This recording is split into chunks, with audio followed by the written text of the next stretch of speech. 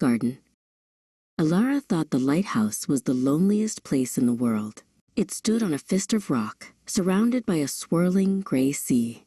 Her Uncle Alistair was as silent and stormy as the waves, his face a map of frowns. "Stay away from the cliffs," was all he said to her on the first day.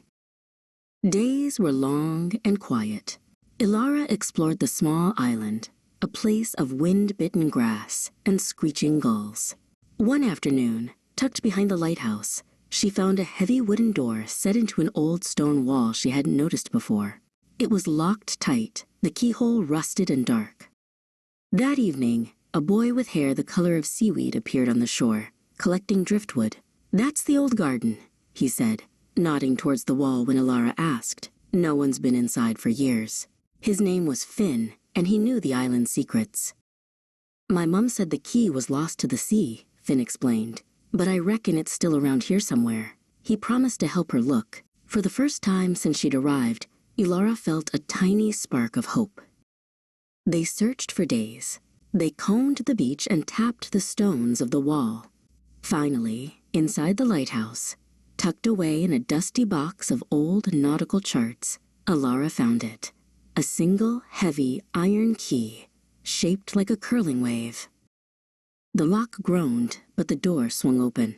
The garden was a wild tangle of thorns and weeds, choked and forgotten. But in the center, a single stubborn rosebush bloomed, its pale pink flowers like promises. "It's a mess," whispered Finn, stepping inside.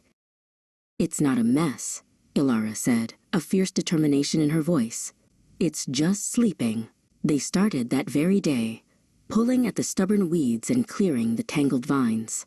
Their hands got scratched and their backs ached, but they worked together, laughing.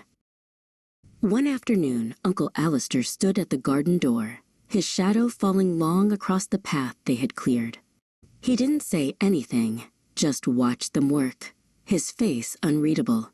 Elara's heart hammered in her chest, but she kept on weeding.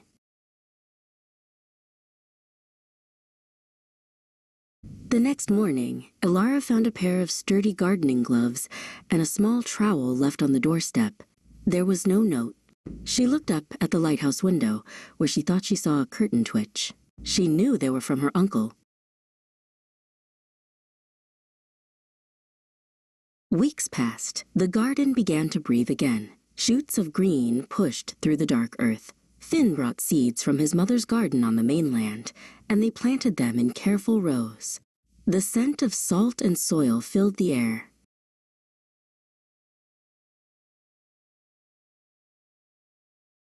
One evening, as the sun set, painting the sky in shades of orange and pink, Uncle Alistair walked into the garden. He knelt beside the rosebush, his large, rough hand gently touching a new bloom. "Your aunt loved these roses," he said, his voice thick with emotion.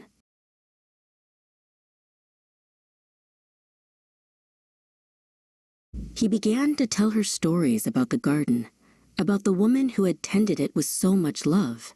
And as he spoke, the frowns on his face seemed to smooth away.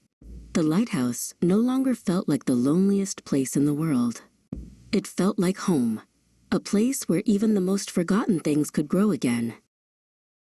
Subscribe to the channel and like the bell icon. Thanks for watching LevelUp Talks production. See you soon again.